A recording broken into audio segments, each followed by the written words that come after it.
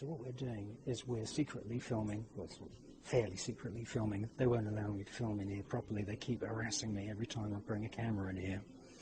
And this is a cathedral in the south of France, in a place called Narbonne.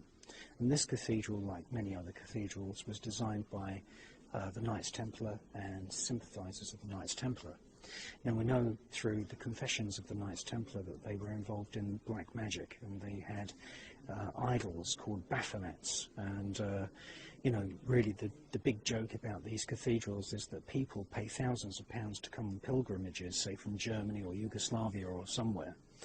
And they pay thousands of pounds for a pilgrimage to these cathedrals in the south of France, and people think they're going to have a wonderful Christian spiritual holiday. Well, that's far from the truth. The truth of the matter is that this is a Kabbalistic temple, and it contains carvings of most of the demons that you find in ancient magical scriptures, such as the Ars Goetia, the Testament of Solomon, the Clavicule of Solomon, and many of the other magical texts that have made their way into Europe from ancient Babylon, ancient Chaldea, which is a province of Babylon, and from Sumeria as well. Now, the people that run this cathedral are just basically just scamming people, because there's nothing Christian here at all. You're even hard pushed to find a crucifix. A proper crucifix has got an image of Jesus. Well, these are few and far between in this place. There's no blueprints of this cathedral in existence whatsoever. That's nothing unusual. The blueprints were usually sketched into plates of wet wax or wet clay, and then they were destroyed after the cathedrals were built. And basically this is a place which is full of carvings of devils and demons and all of the kinds of bad spirits that you find in these magical texts. And behind me you can see a very, very typical example. Now, about 3.5 years ago, this altar was uncovered. And it's full of demons, and it's full of devils, and it's full of devils eating people and all this kind of thing. And I filmed it a year ago, and unfortunately a couple of the curators saw me filming it, and they really didn't like me filming it.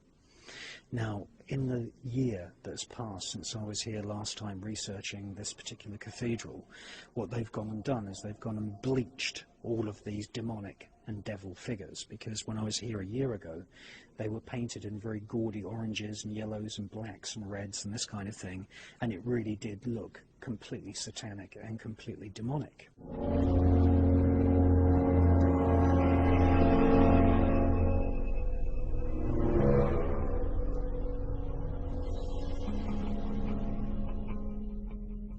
So what they've done in the last year is they've gone and bleached all of that paint off to try and make it sort of blend in with the rest of the cathedral.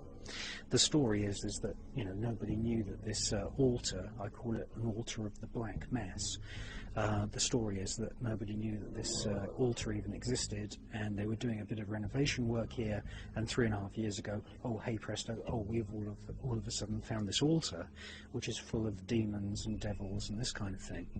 Well, the truth of the matter is this, is that many people who claim to be cardinals and priests and members of the Catholic Church are actually involved in black magic, and there is such a thing as a Black Mass. Now, the Black Mass is exactly the same as the Catholic Mass, except everything is reversed, and instead of praising Jesus and God, they praise Satan and Lucifer.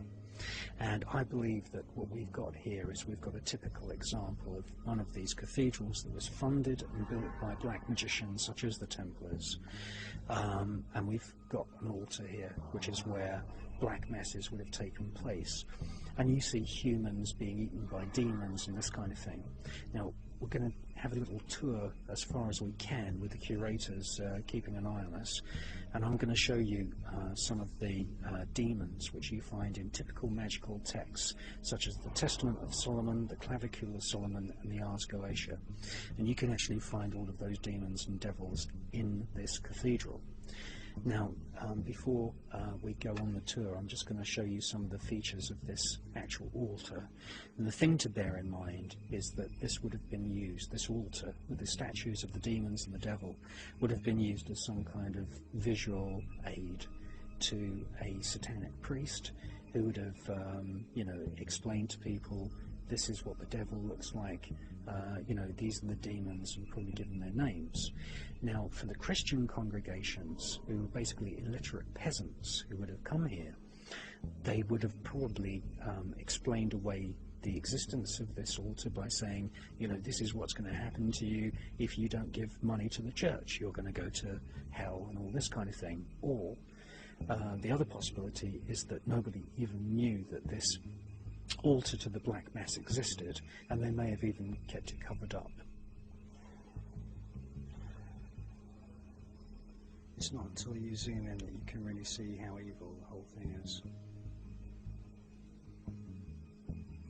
There's all kinds of winged demons, griffins, devils. If there's any humans depicted, then they're usually depicted as being boiled or eaten, or having their limbs crushed and broken. What about these figures up here? Are they saints or are they... Well, they're meant to be, but you know, it's just basically a cover story for having this evil altar. You see griffins there, all kinds of weird things. I mean, yeah, at the centre of this entire horrible altar, you've got this mouth of a monster with another monster inside, and to the left of the monster inside the mouth, there's a cauldron full of people being boiled, and other people, and there's people being hung as well. You may, you know, ask yourself, what's this actually doing in a church? It's so evil. It's like a kind of medieval version of a Hammer House of Horror movie. There's a cartload of people that are going to be probably eaten or killed in some horrible fashion. And it's important to remember that the Knights Templar were very, very much involved in the design of these kinds of cathedrals. And it's no wonder that guilds of Freemasons were formed, and they secretly worked on these buildings and then destroyed all of the blueprints. But all the paint, as you can see behind, it was painted in very, very gaudy colours, and what's happened in the year since I was here last is that all that paint's been bleached off to try and make it blend in with the rest of the cathedral, I suppose in order to stop people like me from asking awkward questions. Now, the cover story is that you've got, you know, some kind of Mary and Jesus figure standing on top of the devil. But as far as I'm concerned, it's strange that this altar was covered up and not known about up until 3.5 years ago.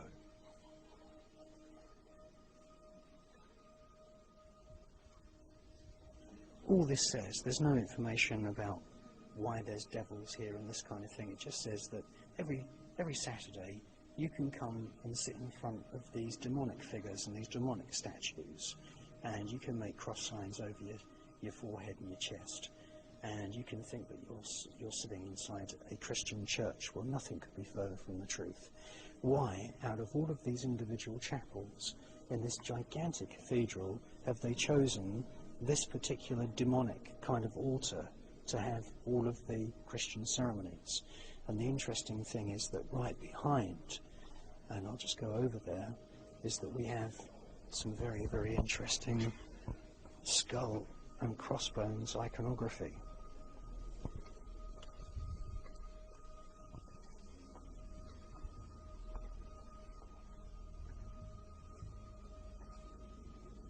I don't think that's very Christian at all. The expressions on these monks, if indeed they are monks, I believe that they could be Knights Templar. As you can see, their expressions are very, very strange. They're passing on some kind of information to each other, or they're being given information, and the information they're being given is not to their liking.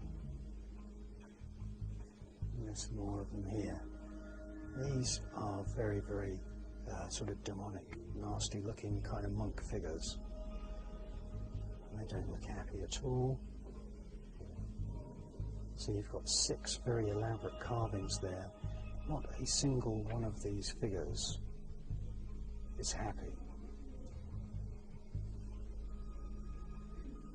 Now, to the left of these 6 rather dissatisfied, nasty-looking monks, if that's indeed what they are, they look like black magicians to me, is that you have this even more scary face, which is passed off as being a cherub. Well, that's not a cherub at all.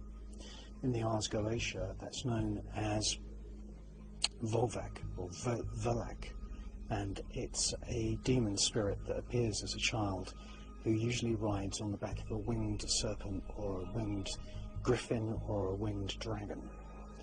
And as you can see, that is not the happy face of a cherub. It's been deliberately carved as an evil face, and in the left-hand pupil you can see that very clearly. And you say, well, where's the dragon? If that's meant to be Volak or Volvac from the Goetia, where's the dragon? Well, the dragon is right here. There's 2 of them in symmetry.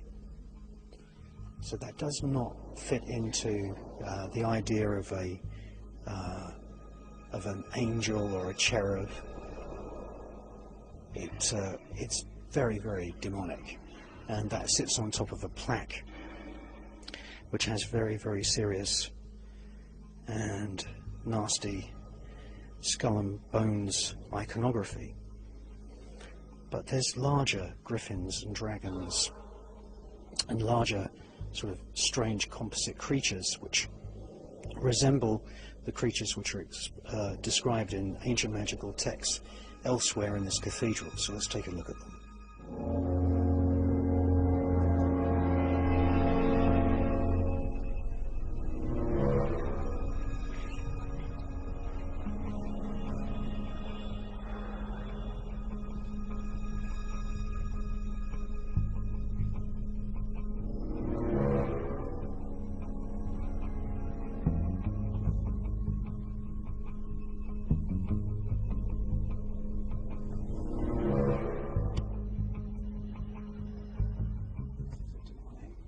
Creature which is described in the Goetia. The feet of some character is meant to be some pious contributor to the church, and the curators really don't like me pointing out this kind of thing, but that's obviously not a dog, it's some demonic creature. And it's very, very typical of the kinds of things that you see described in the Ars Goetia. Again, this is another example of the kinds of demonic things that are slipped in and unnoticed in all of these so-called Christian places. There's a kind of decapitated head. It's a deformed, strange head in one of these tapestries. Of course, that goes completely unnoticed by most people that come here.